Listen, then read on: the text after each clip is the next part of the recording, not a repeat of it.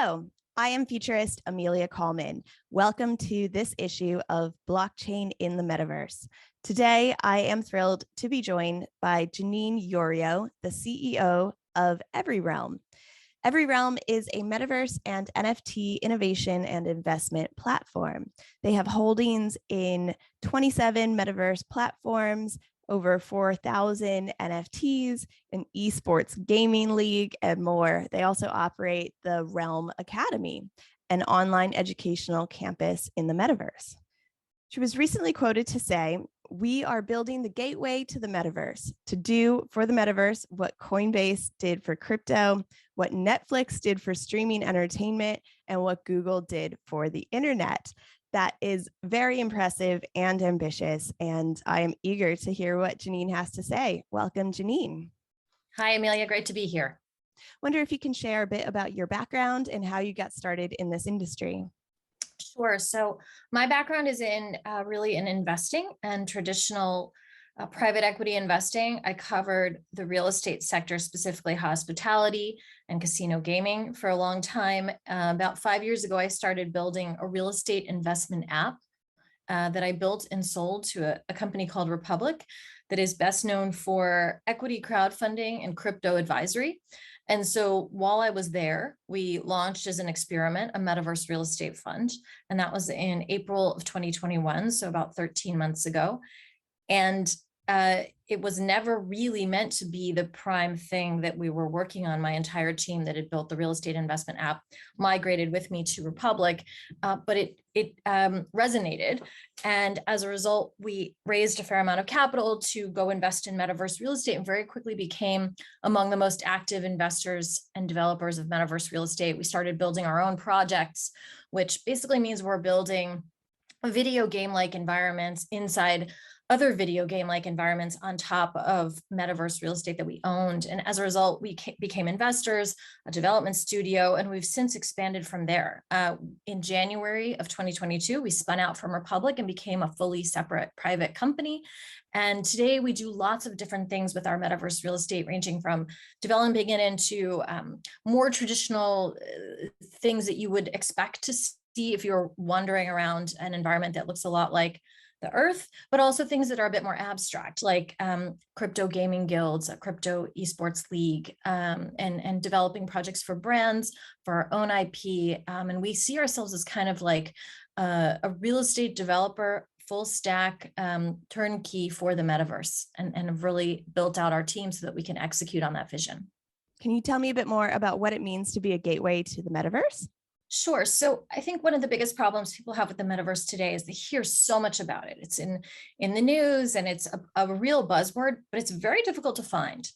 And people assume that Decentraland is the metaverse. It is a metaverse. It is not the metaverse, but finding other metaverses and trying to really wrap your hands around what a metaverse is actually not that straightforward. And so we see ourselves as really being a simple way to access when people are going to the metaverse. What does that mean? Like it's like people say it, but have you done it? The fact is you're looking to do something, you're looking to procrastinate or have fun the same way you would if you were scrolling through Instagram or playing a video game. How do you choose where to go in the metaverse to do it? You're either looking for your friends, right? You want to hang out with your friends virtually, or you want to do something that piques your interest. Either it's a video game style that you like, or it's about content that you like. So say you're really into football, you want to go talk to your friends about football, or if you're really into fashion, you want to go do something on that in that vein. So finding those events, finding those communities, finding them in different metaverses today is quite difficult.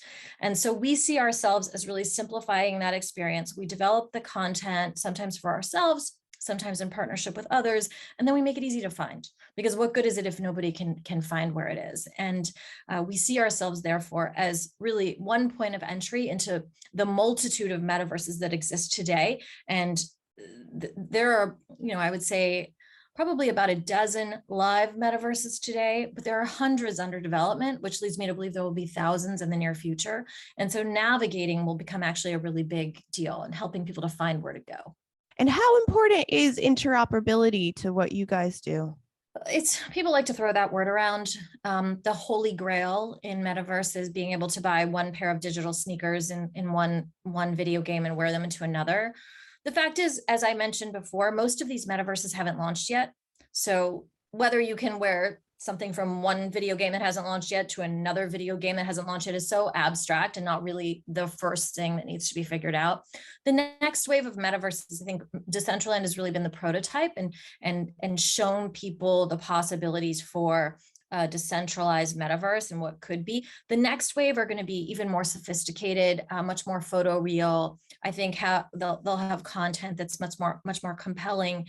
And that's at the point where when you have actual mainstream adoption, people will then care, okay, if I spent hundreds of dollars on a pair of digital sneakers here, I want to be able to wear them there. But today it's not really a real problem. So while there are many companies trying to solve it, I still don't think it's the next near-term hurdle that this industry faces. That's really interesting. And for those who aren't kind of familiar with real estate in the metaverse, can you break down what that actually means and looks like?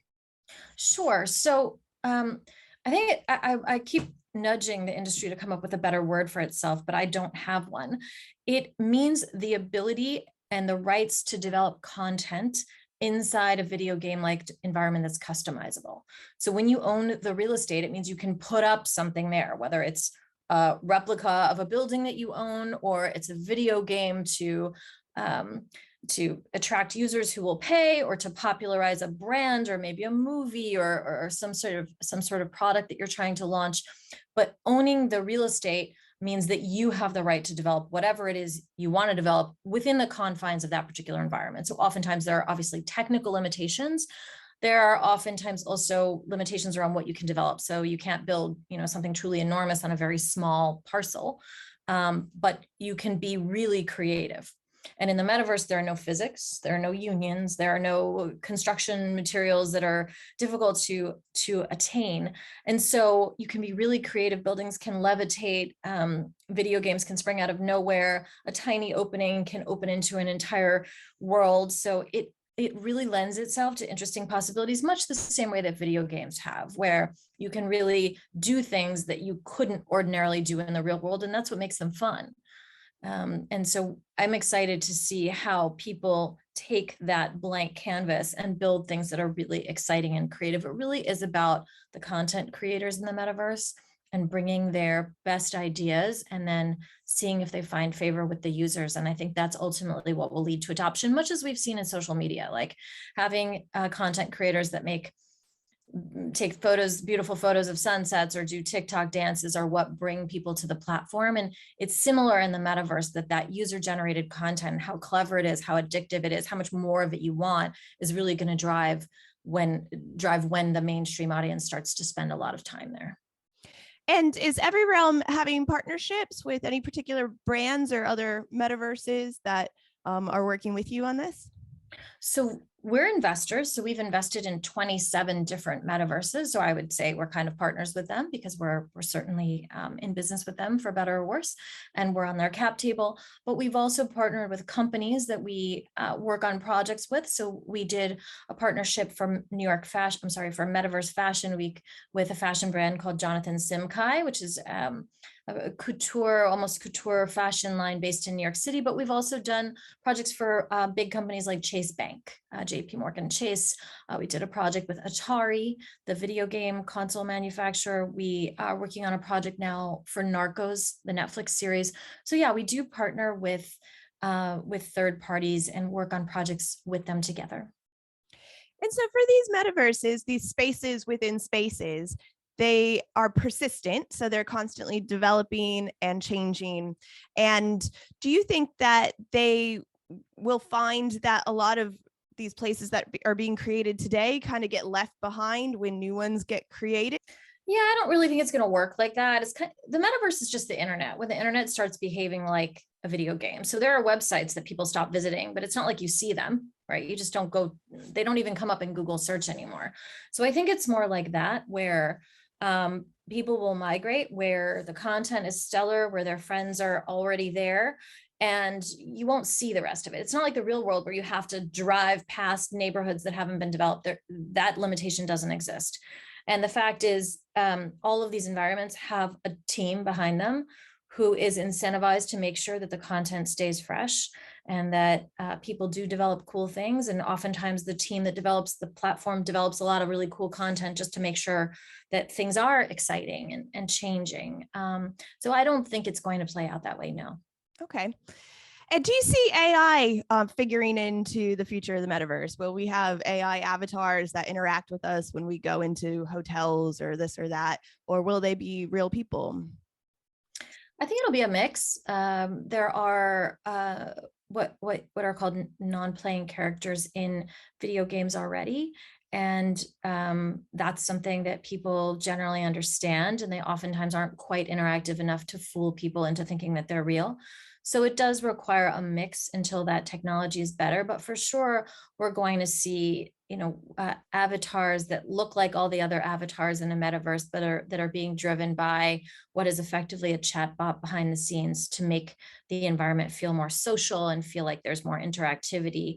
I think initially, while things are being built, a lot of it will be manual behind the scenes. There are probably going to be some real people programming all of those experiences while the platforms figure out what people want, what questions they tend to ask.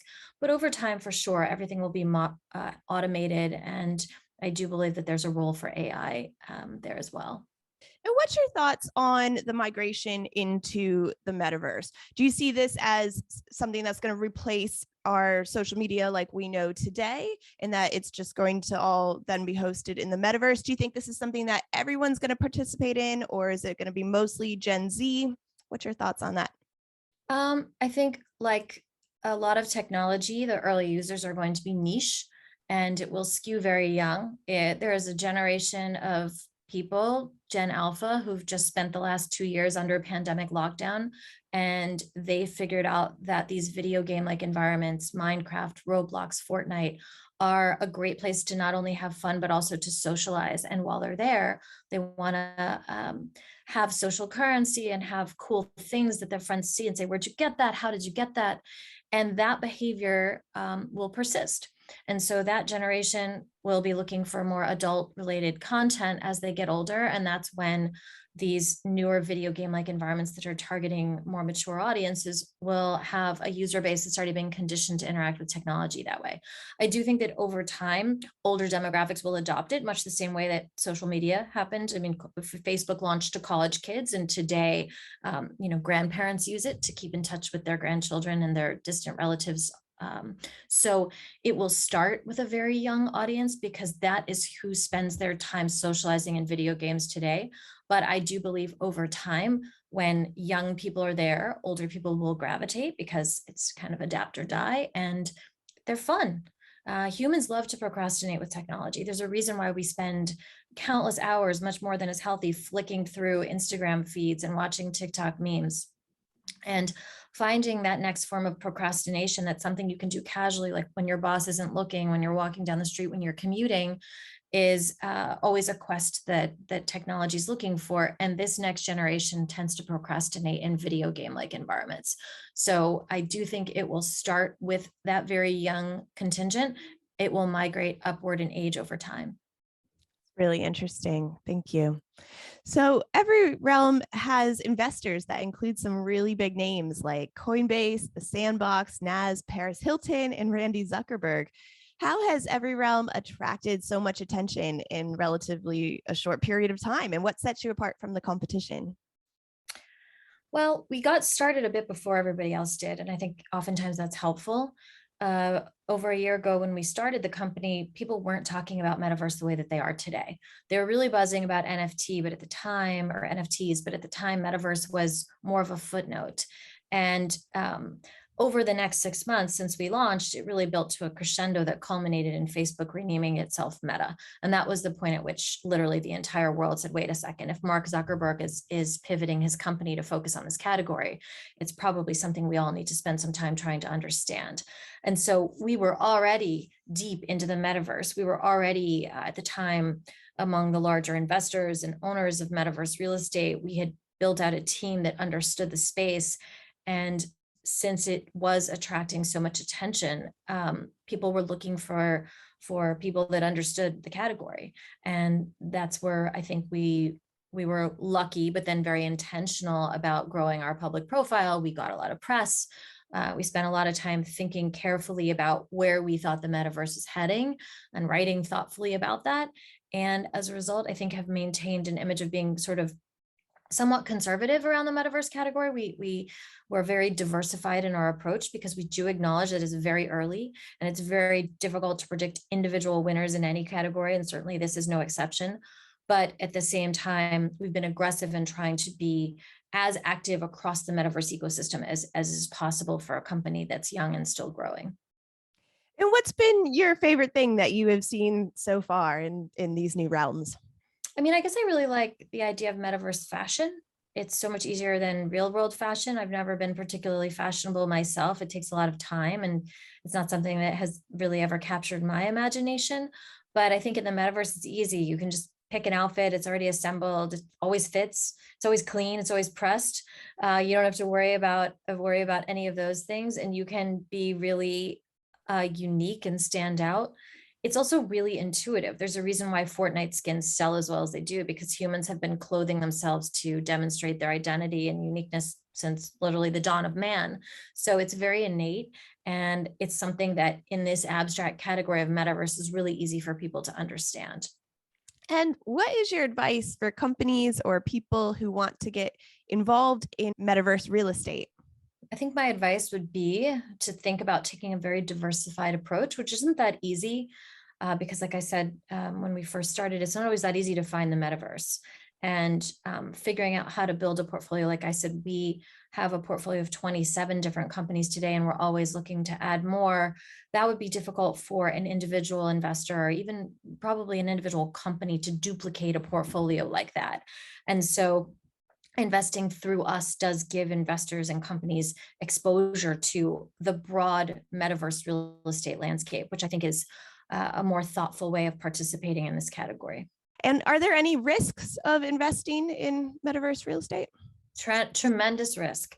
It's crypto, which, as we all know, is highly volatile. There's market volatility risk. There's also political risk around regulatory issues. These companies that are metaverse platforms are all very early stage startups, which oftentimes have a high rate of failure. And so you're basically layering two very risky categories on top of each other, crypto and early stage venture capital, which makes for an insanely risky investment. Therefore, it's something that people who have the appetite for that kind of risk might want to consider, but everybody else should probably be pretty content to either just barely dip their toe in the water or just watch from the sidelines. That's great. And very honest too. I appreciate that. What is the Realm Academy?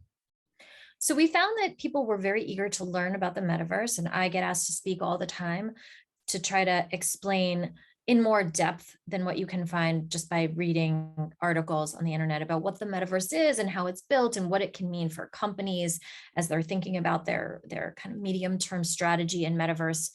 And since I couldn't clone myself, we decided that it would make sense to offer an online educational course for people trying to understand the metaverse.